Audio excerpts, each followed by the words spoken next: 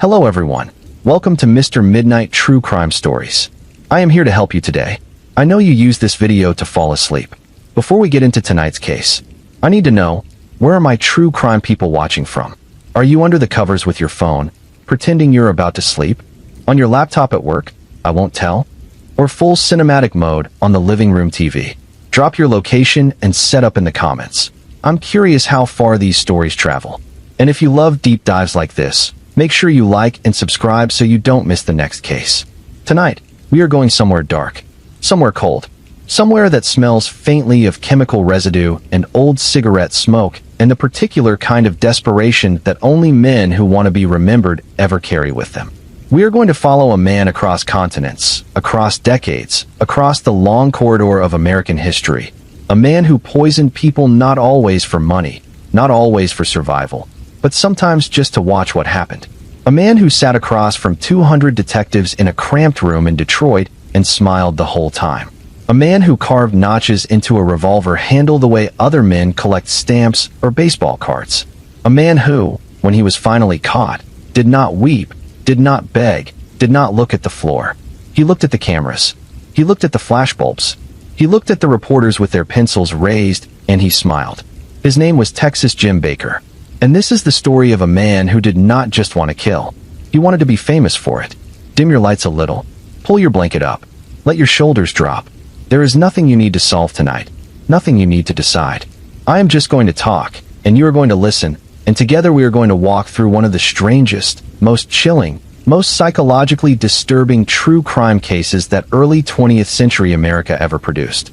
A case so layered, so strange, so full of contradiction and performance and pathological need that even the detectives who spent months unraveling it could not entirely agree on what they had found. So let's begin. Let's go all the way back to the beginning. Let's go to a boy who decided, very early in life, that the truth about himself was simply not good enough. There is a city in northeastern Ohio called Warren. It sits in Trumbull County, not far from the Pennsylvania border, tucked into the industrial corridor of a region that in the late 19th century was filling up with mills and factories and the particular kind of working-class ambition that comes with having very little and wanting very much. The people there were not wealthy, but they were not broken either. They were the kind of people who built things with their hands and raised children in small houses and went to church on Sunday and expected that the rules of the world, if followed carefully, would reward them with something solid and lasting.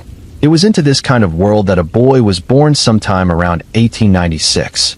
We say sometime around, because even his birth year, even that basic fact, would become tangled in the web of lies that defined his entire existence. The boy's name was not Texas Jim Baker. That came later. That was a costume he put on. His real name, the name his mother gave him, was James Alfred Baker. And the story of how James Alfred Baker became Texas Jim Baker, the self-proclaimed poisoner, the grinning confessor, the man who wanted more than anything to be feared, begins not with a murder, not with a crime, but with a boy who looked at his own life and decided it needed to be rewritten. Because here is what James Alfred Baker's actual childhood looked like, as best as historians and investigators were later able to piece together. He was not adopted. He was not abandoned. He was not raised in an orphanage or shuffled between foster families or subjected to the kind of gothic cruelty that he would later describe to journalists and detectives with his feet up and his cigarette dangling and his eyes half closed in theatrical remembrance. He had a mother. He had a stepfather. He had a home. It was not a happy home, necessarily. It almost certainly was not, but it was a home. And the man he would later claim to have shot dead in self-defense? His stepfather? That man was alive. James had fired a shot. He had missed. Or perhaps he had never fired at all. The details shifted depending on who was asking and what Jim Baker thought they wanted to hear. What was real, what seems to have been genuinely and verifiably true, was that James Baker was a difficult boy, that he got into trouble early and often, that he passed through reform schools, those grim, institutional places that the early 20th century used to warehouse boys who didn't fit, boys who stole, boys who fought, boys who looked at authority with something that wasn't quite fear and wasn't quite respect and was mostly just cold, calculating assessment. He learned things in those places. He learned how institutions worked. He learned how to read people. He learned that if you told a story compellingly enough, People listen to you differently than they would listen to someone who simply stated facts. And somewhere in those reform school years, somewhere between the petty theft charges and the juvenile sentences and the long corridors of institutional living, James Baker discovered something profound about himself. He discovered that he had a gift. The gift was not for violence, not yet. The gift was for performance, for the telling of tales, for the construction of a self that was larger, more dangerous, more interesting than the real thing. He began collecting aliases the way other boys collected marbles. He tried on names like clothing, putting them on and discarding them depending on the situation, the audience, the desired effect. He watched what made people react. He watched what made them nervous. He watched what made them lean in, what made their eyes go wide. And he filed it all away. By the time he was a young man, James Alfred Baker had already decided something that most people never consciously decide at all. He had decided who he wanted to be. Not what he wanted to do for a living. Not where he wanted to live. Not whom he wanted to love. He had decided on an identity. A character. A myth. And he was going to spend the rest of his life building it. The question that investigators would spend decades trying to answer was a simple but devastating one. At what point did the performance become real? At what point did the boy who wanted to seem dangerous actually become dangerous? At what point did the lies about killing, and he was telling those lies early, believe me, even before there was anybody to point to, become true? That question does not have a clean answer. Nothing about Texas Jim Baker has a clean answer. But it starts somewhere. It starts in the humid sprawl of early 20th century Houston, Texas, with a man named George Honeycutt, with a glass of wood alcohol, and with something that the coroner called a suicide. Something that Jim Baker, years later, called the first one. Houston in the early part of the 20th century was not yet the city it would become. It was hot. It was sprawling in the low, flat, relentless way of Gulf Coast cities. The air was heavy with moisture and industry and the particular kind of possibility that comes with oil money beginning to bubble up from the earth and reshape everything. Men arrived in Houston looking for work, looking for fortune, looking for reinvention. It was the kind of city where a man with a past could become something new if he was clever enough, or desperate enough, or willing enough to do things that other men would not do. Jim Baker arrived in Houston, we are not certain exactly when, with a pocket full of aliases and a mind that was already working through calculations that most people never make. He was not thinking about where his next meal would come from in the way that a genuinely desperate man thinks about it. He was thinking about something else. He was watching people.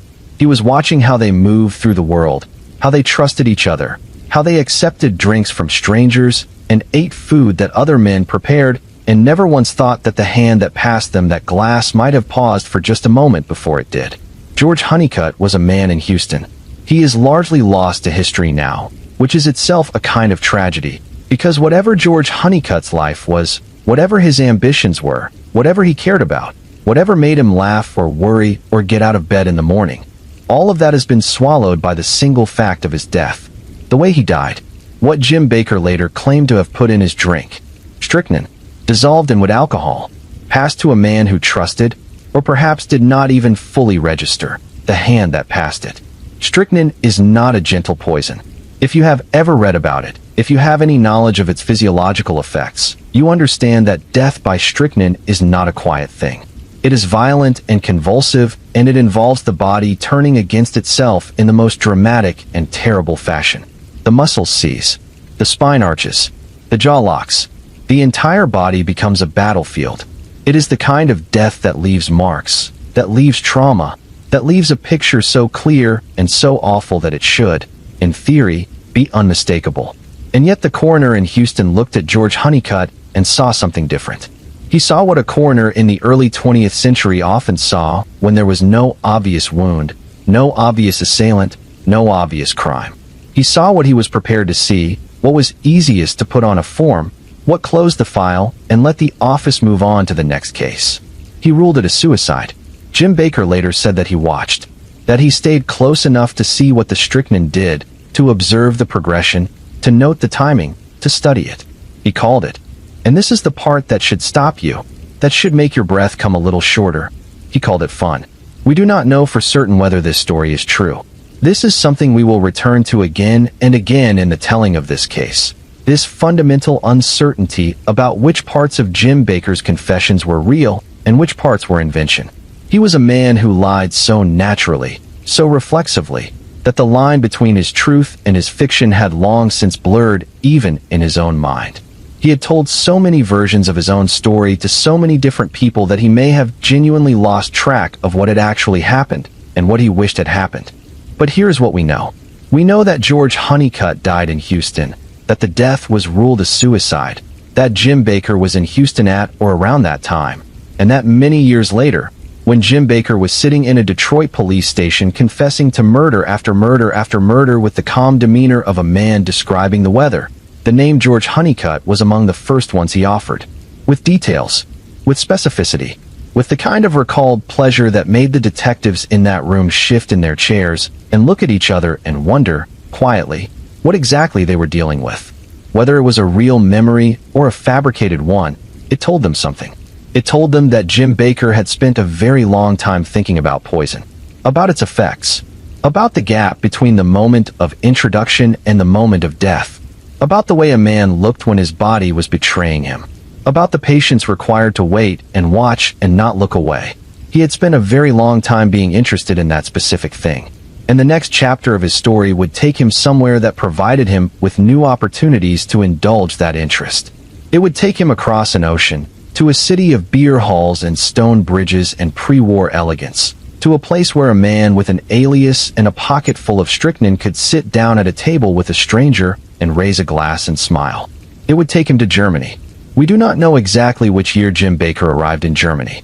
The timeline of his early life is reconstructed from fragments, from his own accounts, which were unreliable, from police records, from the occasional corroborating detail that surfaced in newspaper archives and court documents.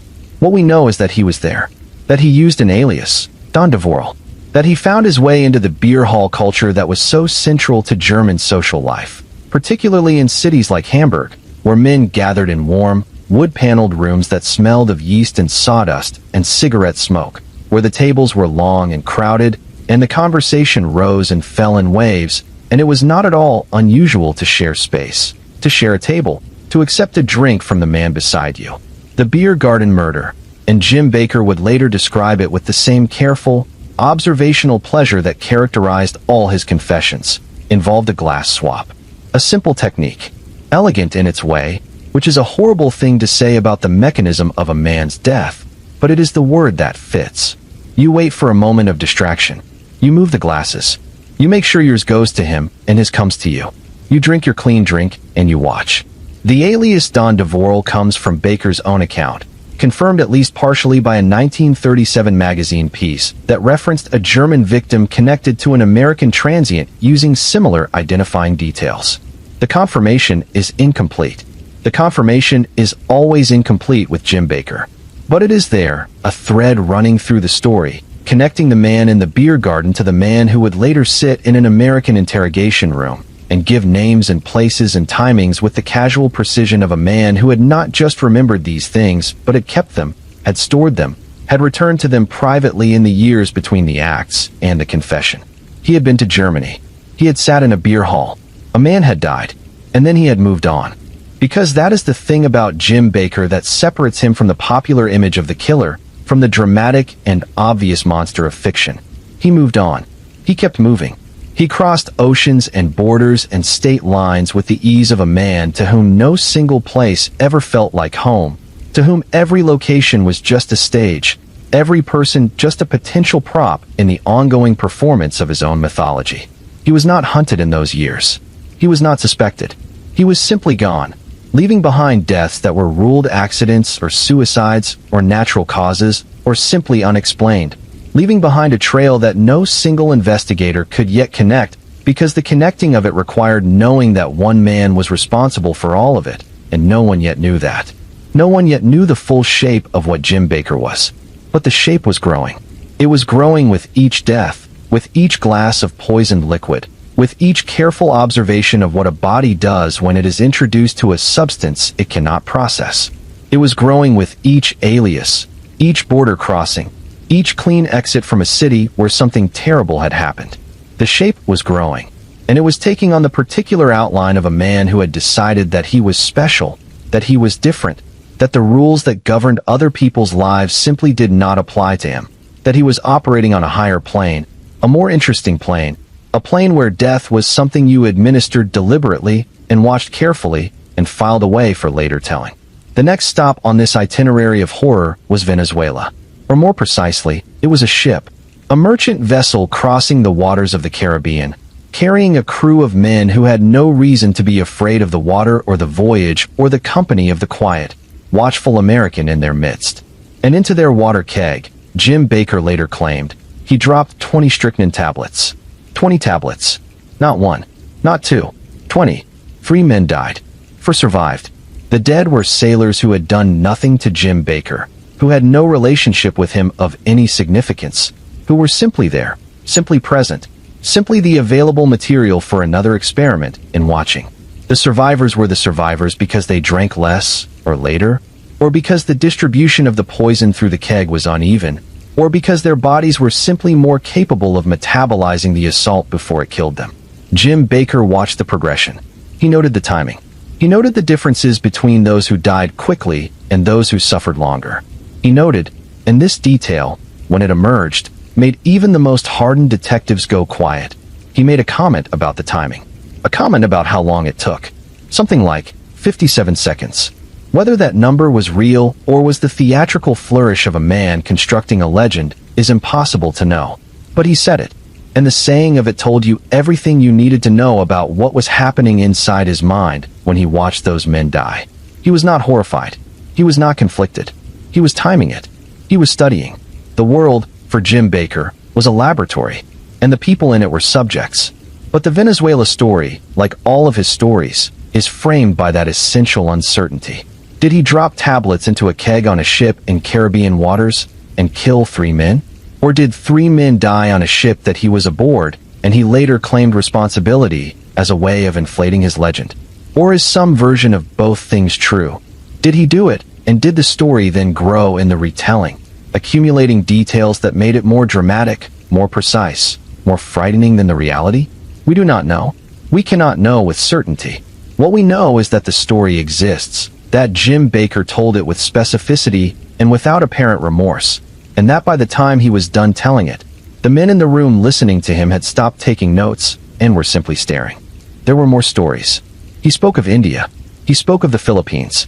He described dropping cyanide into a beggar's tin cup. He described poisoning coconut liquor. He described watching public executions in China with the focused attention of a student taking notes on technique. Some of these stories were verified, at least partially.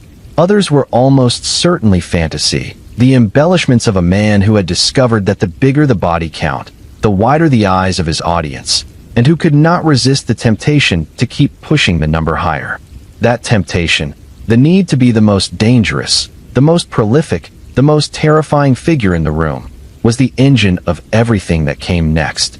It was the engine that drove him back to America, back to New York, back to a laboratory building on a cold December night in 1928, where a young man named Henry Gaw was working the night shift. Henry Gaw deserves more than a footnote in this story. He deserves to be seen clearly, which is what we are going to try to do right now, before we go any further into the events of that night. Henry Gaw was a young man in his mid-20s. He had served in World War I as a submariner, one of the men who went beneath the surface of the ocean in those early, dangerous, barely reliable machines of war, and did what was asked of them. He had come through the war. He had survived the submarines. He had come home to America and made his way to New York City, that great churning engine of 20th century ambition, and he had found work. He had found a position at the Guggenheim Metallurgical Research Laboratory.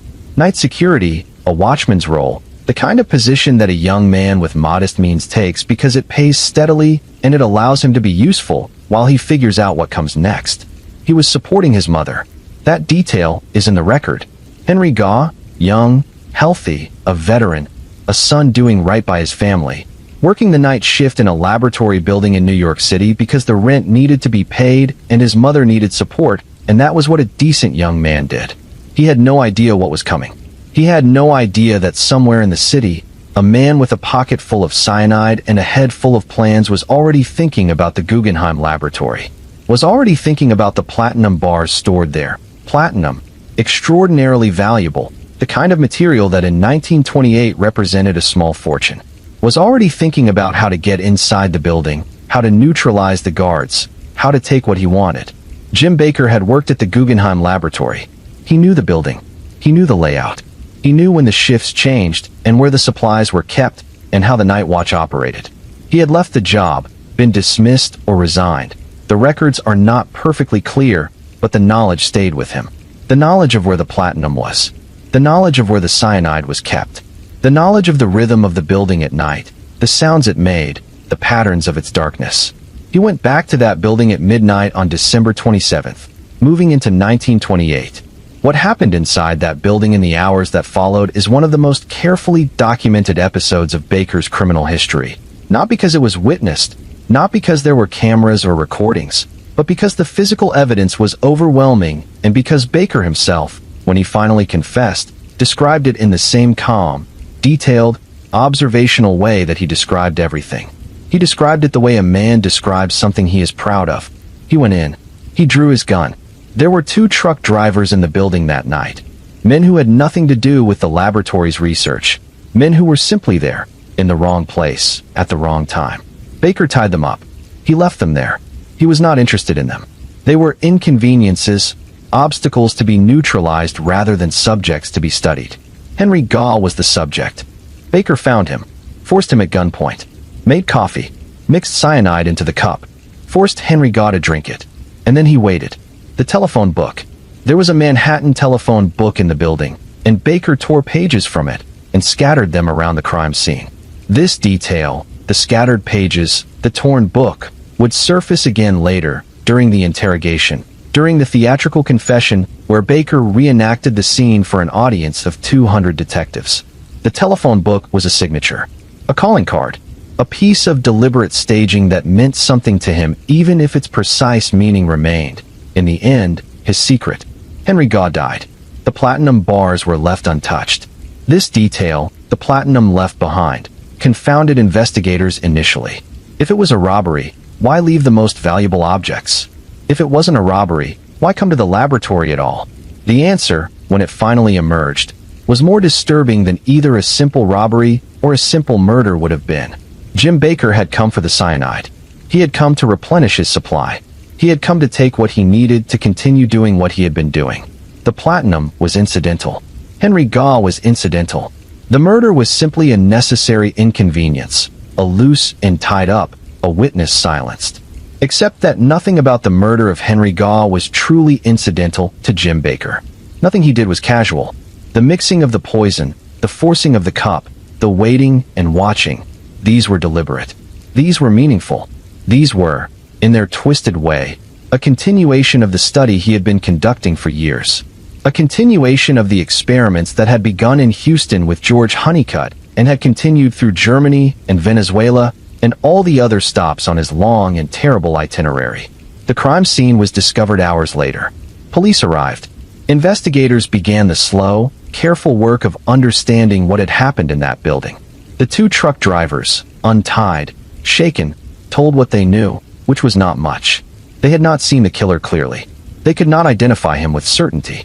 But they knew he had come in, that he had known the building, that he had moved through it with the confidence of someone familiar with the space.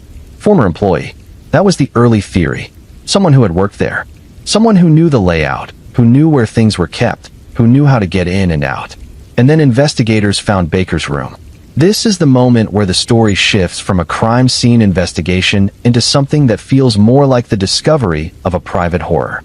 His room, the place where he lived, where he kept his things, where he existed between his acts of violence, was a catalog of pathology so dense and so specific that the investigators who cataloged its contents spent years trying to process what they had found there. Cyanide. Stockpiled. More than you would need for any legitimate purpose. More than anyone not planning to use it again and again would keep. Acid vials. Multiple. Drawings. Sadistic in nature. The kind of images that a man makes when the violence in his mind needs some outlet other than the real thing. When the gap between what he is imagining and what he can currently act upon needs to be bridged by something. Letters. Personal letters, annotated. Specific passages underlined, passages of a sexual nature, passages that spoke to the particular texture of his fixations, the specific shape of what he found exciting. The investigators who went through that room did not emerge unchanged. What they had found was not just evidence of a crime. It was evidence of a mind that had been building something for a very long time. Something private and terrible and entirely self-referential, a world in which other people existed primarily as objects, as subjects, as means to ends that only he could fully articulate. The psychological portrait that emerged from that room was one that the forensic science of 1928 was not entirely equipped to describe. But the investigators tried. The words they reached for, morally insane, pathological narcissist, exhibitionist, were the vocabulary of their time, imprecise by modern standards but pointing at something real, something recognizable, something that the science of a later century would have much more precise language for. What Jim Baker was, in the language of contemporary psychology, was a malignant narcissist with antisocial features so severe that the line between his sense of self and his capacity for violence had entirely dissolved. He did not kill despite caring about himself. He killed because he cared about himself so much, so exclusively, so totally, that other people had ceased to register as fully real. They were instruments. They were audiences. They were subjects in his ongoing experiment into the nature of power and death and notoriety. And right now, he was somewhere in America, moving, because that was what he did. He moved. He moved to Detroit. And in Detroit, he was about to do two things simultaneously that would define the final chapter of his free life. He was about to fall in love, and he was about to kill two more men. Detroit in the late 1920s was a city in the full roar of industrial power. The automobile industry had transformed it, had made it one of the great American cities, had drawn workers from across the country and from Europe, and had built neighborhoods and bars and churches and all the infrastructure of a working-class world in the full boom of its confidence. It was loud and energetic, and it smelled of steel and ambition and the particular optimism of people who believed that the prosperity of the moment would continue indefinitely. Jim Baker arrived in Detroit as he had arrived everywhere, with an alias, with careful eyes, with the practiced ease of a man who has learned to move through crowds without catching on anything. He found work, or something that looked like work. He found a place to stay. And somewhere in the fabric of Detroit's daily life, he found Eleanor Roy. Eleanor Roy lived on a farm outside the city with her family. She was a woman of her time and her circumstances, practical, grounded, shaped by the rhythms of agricultural life even as the city expanded around her.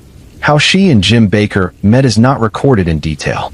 What is recorded is the relationship that developed, a relationship that Baker himself would later describe in terms that were almost touching in their apparent sincerity. He said she changed him. He said that meeting Eleanor Roy made him want to stop. That love, or something he experienced as love, had intervened between him and the violence, had offered him a different kind of existence. He said all of this, and he may even have believed it in some part of himself. But while he was feeling transformed by love, while he was telling Eleanor Roy things about himself that were partially true and largely fabricated, while he was playing the role of a changed man, a man redeemed by feeling, while all of that was happening, he was also killing people. He was also moving through Detroit doing what he had always done. William Aw was a sergeant, a law enforcement officer doing his job. The specific circumstances of the encounter between Aw and Baker have the feel of a confrontation that escalated beyond what either man initially intended. Baker overpowered him. This is recorded. The gun, Aw's gun, ended up in Baker's possession. And Baker kept it. He kept it the way he kept things that he found meaningful, that he wanted to return to, that represented something in the private museum of his own mythology. He added a notch to the handle. One notch for William Aw. One more mark on the tally that he was keeping, the tally that was the physical proof of what he was building. 9 notches, eventually. 9 marks on the handle of a dead man's gun. Otis South was a taxi driver, a man doing his job, driving his cab through Detroit, the kind of work that is always slightly dangerous because you never know who is going to get into the back of your car, what they want, whether the fare they're offering is the whole story of the transaction. Otis South encountered Jim Baker.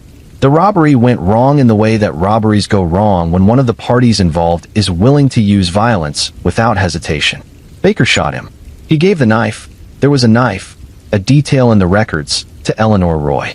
He gave it to her as a gift, or something that functioned as a gift in the economy of their relationship, in the particular way that Jim Baker expressed affection, which was to share with the people close to him the trophies of what he had done.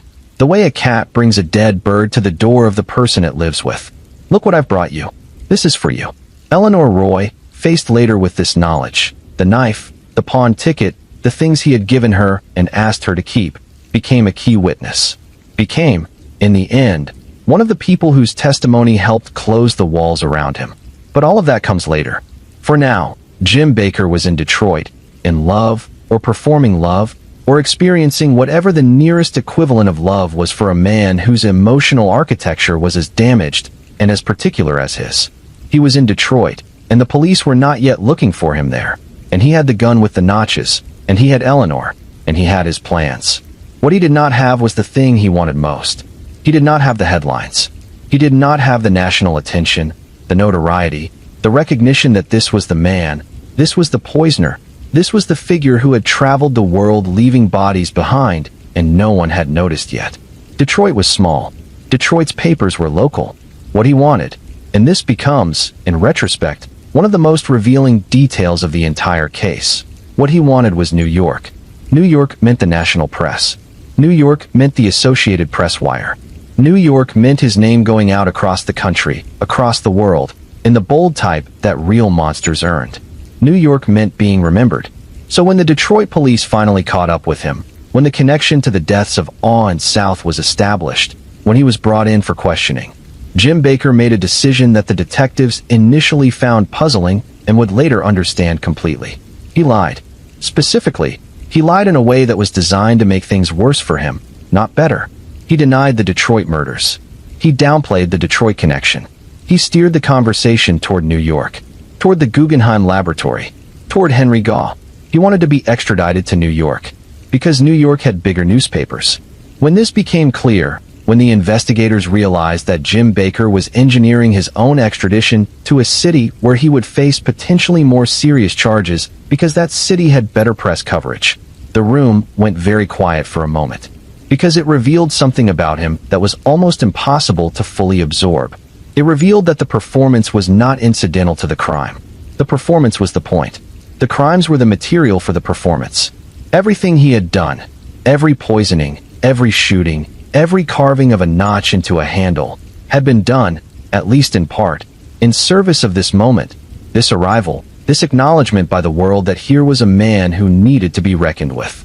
He was transferred to New York. He was taken to the Tombs, that grim Manhattan detention facility whose name alone carries the weight of a century of criminal history. And then, in a moment that Baker had been building toward his entire life, he was brought before 200 detectives. 200 men in a room. 200 pairs of eyes. 200 notebooks and pencils, and the low murmur of people who did not yet know what they were about to witness. Jim Baker settled back in his chair. He smiled, and he began to talk. If you are still with me right now, if you have not drifted off yet, if the story is keeping you here, drop a comment. Tell me where you are. Tell me what time it is where you are. I want to know how far this reaches. And if you haven't subscribed yet, please do. There are more stories like this one, longer ones, deeper ones, and I don't want you to miss them. Now, back to that room. Back to those 200 detectives, and one smiling man, and the performance of a lifetime. Jim Baker talked for hours. He gave names. He gave dates. He gave locations. He described poisonings in Houston and Hamburg and on ships in Caribbean waters. He described the Guggenheim Laboratory murder with a specificity that confirmed details only the killer could have known. He described the Detroit murders that he had initially denied, explaining now, with what appeared to be genuine satisfaction, that he had lied about those earlier because he wanted to be in New York when he told the full story. And then he did something that the detectives in that room would describe for years afterward. He asked for a Manhattan telephone book. They brought him one. And Jim Baker, former poisoner, self-described international serial killer, picked up that telephone book and ripped it in half. Clean in half. The way a strong man at a carnival does it. The way a performer does it for an audience. He ripped it in half, and he scattered the pages across the table, just like he had scattered them at the Guggenheim Laboratory on the night Henry Gaw died. He was recreating the crime scene. He was staging a reenactment. For 200 detectives. Because the audience was finally large enough. Because the flashbulbs were finally going. Because the reporters who would write about this moment would use words like chilling and cold-blooded and monster, and those words would travel across the wire services and appear in papers from New York to San Francisco, and the name Texas Jim Baker would be on the lips of people across the country. He grinned the whole time. Detectives described the grin specifically. They described the way it did not waver, did not shift into something more complicated when he talked about the deaths of real human beings. The grin was fixed, settled, the expression of a man who has finally arrived somewhere he has been traveling toward for a very long time. At one point during the interrogation, someone asked him, or it emerged in some form, whether he understood what he was facing, whether he understood the consequences. His response, reported in multiple accounts, was delivered with the same settled calm as everything else. "I know I'll burn," he said, or words to that effect. He said it the way someone says something they have rehearsed, something they have decided in advance is the right line for this moment. "I know I'll burn." But here's the twist. Here is the thing that unravels the performance and reveals the terrified, desperate man underneath it. When it came time to actually enter a plea, when the weight of the legal proceedings descended on the theatrical confessions and transformed them from performance into consequence, Jim Baker did not plead guilty to first-degree murder. He did not ask for the electric chair. He did not embrace the fate he had apparently declared himself resigned to. He pleaded guilty to second-degree murder. Second degree, which carried a sentence of up to life in prison, but which was not, crucially, definitively not, a death sentence. The man who had told 200 detectives that he knew he would burn. The man who had smiled about poisoning sailors and watching bodies convulse. The man who had carved notches into a revolver handle and scattered telephone book pages as a signature. That man, when the moment came, chose to live. Because here is what Jim Baker understood, on some level that ran underneath all the performance and the mythology and the constructed identity. He understood that dead men make no more headlines. He understood that dead men cannot give interviews, cannot sell their stories, cannot see their names in print on a Tuesday morning over coffee while the rest of the world reads about them and feels the particular chill that his name was designed to produce. He wanted to be feared. He wanted to be famous. And you cannot be either of those things if you are dead. So he chose life. The trial was in some ways an extension of the performance, and in other ways its undoing. The defense pushed hard on the question of insanity, and they had material to work with. The accumulation of evidence from his room, the cyanide stockpile, the sadistic drawings, the annotated letters, painted a portrait of a mind that was, by any measure, not functioning within the parameters of normality. A brain-damaged man, it emerged. A skull fracture that had either been there from some earlier trauma or had been sustained at some point in his violent life. Something physical that complicated the picture, that gave the neurologists and the alienists and the psychiatrists their opening. But the prosecution had something too. They had the testimony of witnesses. They had the meticulous, careful, verifiable details of the Guggenheim laboratory murder. They had the truck drivers. They had the physical evidence from his room. They had Eleanor Roy, who had been given the knife and the pawn ticket, who had watched the man she knew as a reformed soul and had slowly, painfully, come to understand something different about him. And in the gallery, watching all of this, was the mother of Henry Gaw, a woman who had come to see justice for her son. A woman who had raised a boy who survived submarine warfare in World War I and had come home and was supporting her and working nights in a laboratory and had been killed by a man who tore telephone book pages as a signature. She sat in that gallery and she watched the man who had forced her son to drink cyanide perform for the cameras and the reporters and the audience of detectives, and whatever she felt in that gallery, whatever that particular grief and rage and helplessness felt like from the inside, it is almost impossible to fully imagine. She collapsed at one point. The record notes this. She collapsed in the courtroom. And it was the only moment in the entire proceedings that seemed to crack something in Jim Baker, that seemed to produce an expression that was not the grin, that was not the performance. Or maybe it didn't. Maybe even that was part of the performance. You can never quite know with him. The sentence was 40 years to life.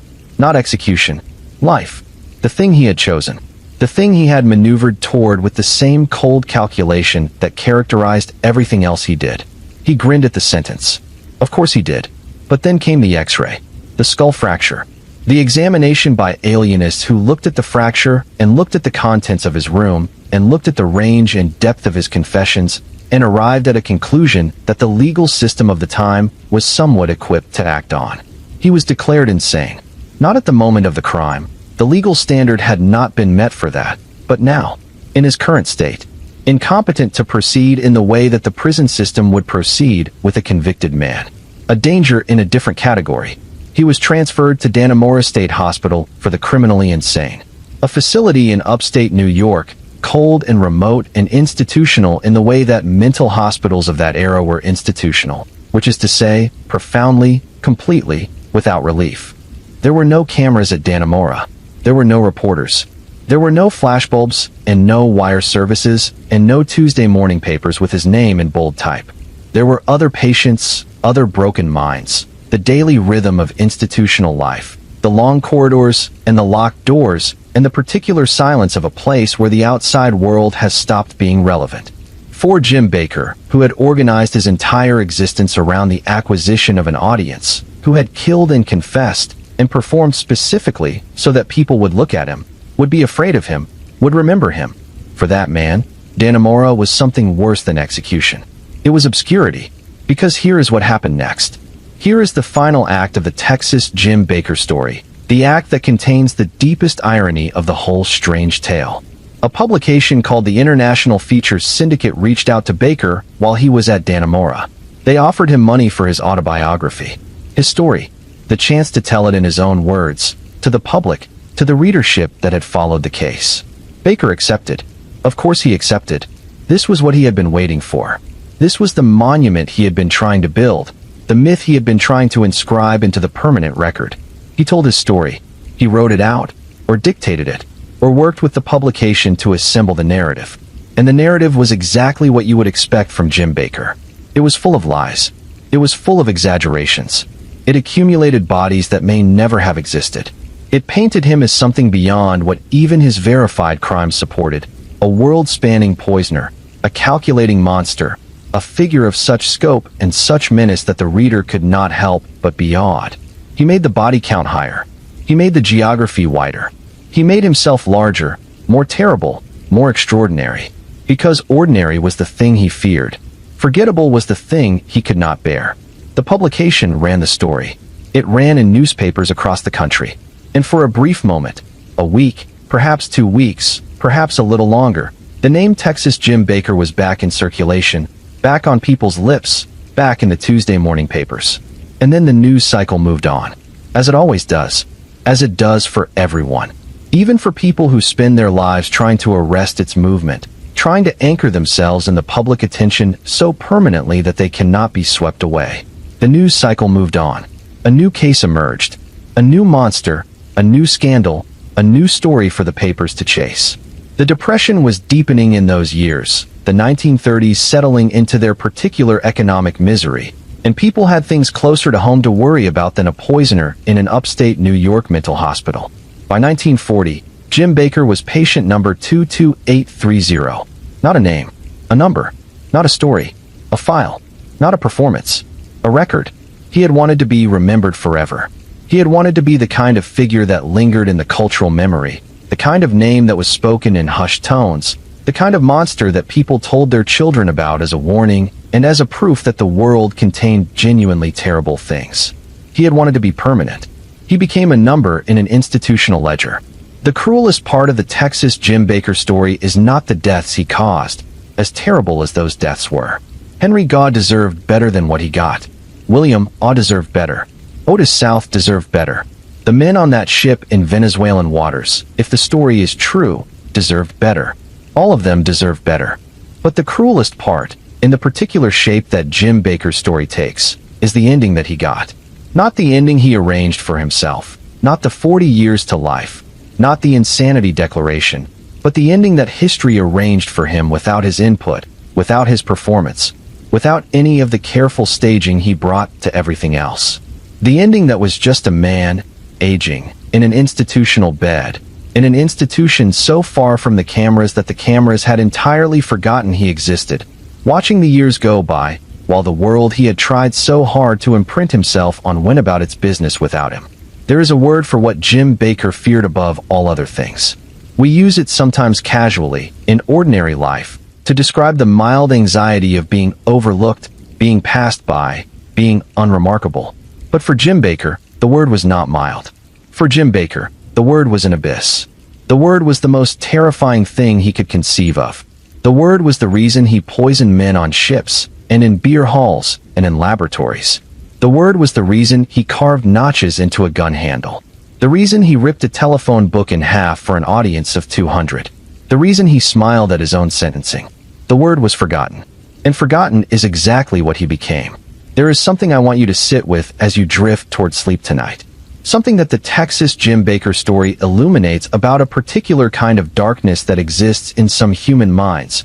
A darkness that is not about money or passion or the other motives that usually frame our understanding of violent crime. It is a darkness about identity, about the need for significance, about what happens when a human being becomes so entirely focused on how they appear to others that the others themselves stop mattering, stop being people, and start being audience members, props, subjects in a study of one man's own reflection. Jim Baker was not unique in this. The specific texture of his pathology is extreme, is operatic, is almost too theatrical to feel entirely real. And yet it is real. It happened. The deaths happened. The people he took from the world were real people with real families and real futures that ended. Henry Gaugh's mother was real. She sat in a real courtroom, and she collapsed from the weight of what had been done to her son. That weight is real. That loss is permanent. The mothers and the families and the communities of the people Jim Baker killed carry something that does not go away when the crime is solved, or the killer is caught, or the sentence is handed down. They carry the specific shape of the absence, the place where a person used to be and no longer is. Henry Gaugh had survived a submarine in the First World War. He had survived the ocean, the depth charges, the claustrophobia and terror of underwater combat. He had come home. He had found work. He had been doing right by his mother, going in at night to earn an honest wage, doing the ordinary, decent thing that ordinary, decent people do. And then Jim Baker came back to a building he used to work in, and none of the rest of Henry Gaugh's life got to happen.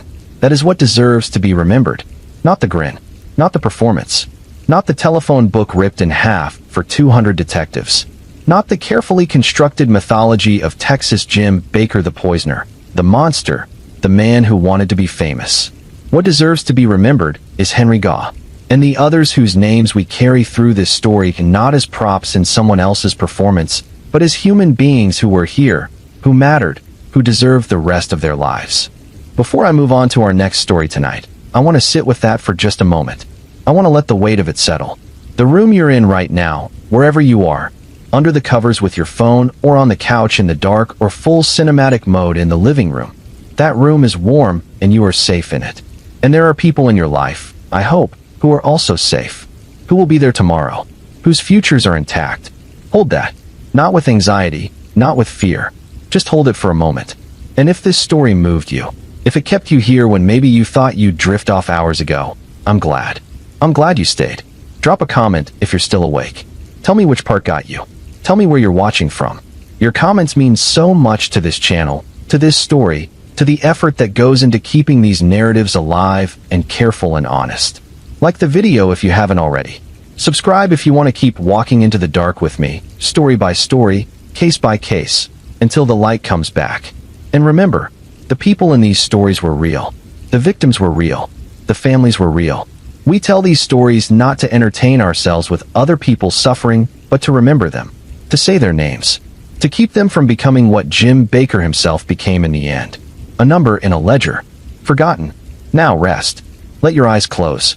Let your breathing slow. And let the quiet settle back around you like it always does, after the story is done, after the questions have been asked, after the reckoning has been made. The night is quiet. The story is told. We'll continue in a moment. But for now, sleep. Texas Jim Baker died in institutional custody. The exact date of his death is not widely recorded, which is itself the final irony of his entire story. The man who wanted his name in permanent bold type, whose every action was calibrated toward ensuring that he would not be forgotten, who carved notches and scattered telephone book pages and performed for 200 detectives and sold his autobiography to a syndicate and smiled at his own sentencing. That man's death went largely unrecorded and unremarked upon. No flashbulb, no wire service, no bold type. Patient number 22830 was simply no longer on the rolls. This is the shape of the Texas Jim Bakker story. Not a triumph of evil, not a monument to darkness. A cautionary tale about what a human life looks like when it is organized entirely around the need to be seen, the need to be feared, the need to be remembered. When that need becomes so overwhelming that it consumes everything else, including the basic recognition that other people are people, including the basic humanity that might have made a different life possible. We do not know what made Jim Bakker the way he was. We do not know whether the reform schools broke something in him, or whether something was broken before he got there.